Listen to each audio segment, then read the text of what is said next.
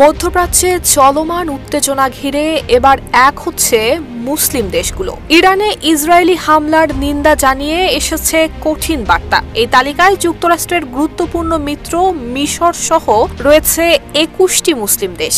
নিন্দা জানানোর পাশাপাশি দুই পক্ষের মধ্যকার উত্তেজনা কমানো এবং পারমাণবিক নিরস্ত্রীকরণে পক্ষপাতহীন উদ্যোগ এবং আন্তর্জাতিক আইনের প্রতি শ্রদ্ধা জানানোর আহ্বান জানিয়েছে দেশগুলো। ১৬ জুন এক যৌথ বিবৃতিতে এমন আহ্বান জানানো হয়েছে।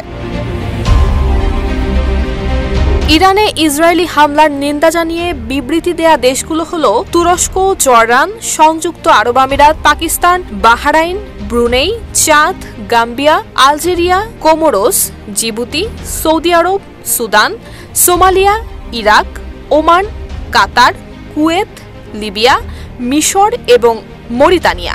ওয়ালটন আবারও মিলিনিয়ার অফারে ওয়ালটন ফ্রিজ কিনে আপনিও হয়ে যেতে পারেন মিলিয়নিয়ার।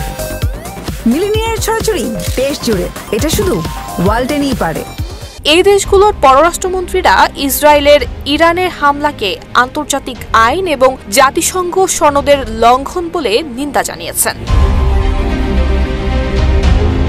দেশগুলোর তরফে দেয়া বিবৃতিতে জাতীয় সার্বভৌমত্ব, ভৌগোলিক অখণ্ডতা এবং সুশীল পরিবেশ নীতির প্রতি সম্মান জানানো, সেই সাথে সব বিরোধ শান্তিপূর্ণ উপায়ে মীমাংসার উপর গুরুত্ব দেয়া হয়। পররাষ্ট্রমন্ত্রীরা বলেন, তারা এই সংঘর্ষ এবং উত্তেজনার ভয়াবহ বৃদ্ধি নিয়ে গভীর উদ্বেগ প্রকাশ করছেন। তারা সতর্ক করেন যে এটি পুরো মধ্যপ্রাচ্যের নিরাপত্তা এবং স্থিতিশীলতার জন্য গুরুতর পরিণতি বয়ে আনতে পারে। তারা ইসরায়েলের বিরুদ্ধে ইরানের উপর সব ধরনের আক্রমণ বন্ধেরও দাবি জানিয়েছেন। একই সঙ্গে পূর্ণাঙ্গ যুদ্ধবিরতির লক্ষ্যে তাৎক্ষণিকভাবে উত্তেজনা প্রশমনের প্রতি আহ্বান জানান।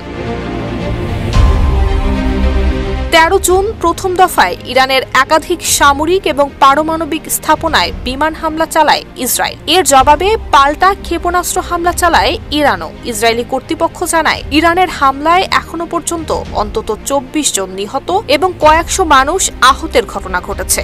অন্যদিকে ইরান জানিয়েছে, ইসরায়েলি হামলায় এখনো পর্যন্ত তাদের ২২৪ জন নিহত হয়েছেন। আহত হয়েছেন ১,০০০-এরও বেশি মানুষ। নুসরাত জাহান মেহেক, ঢাকা পোস্ট।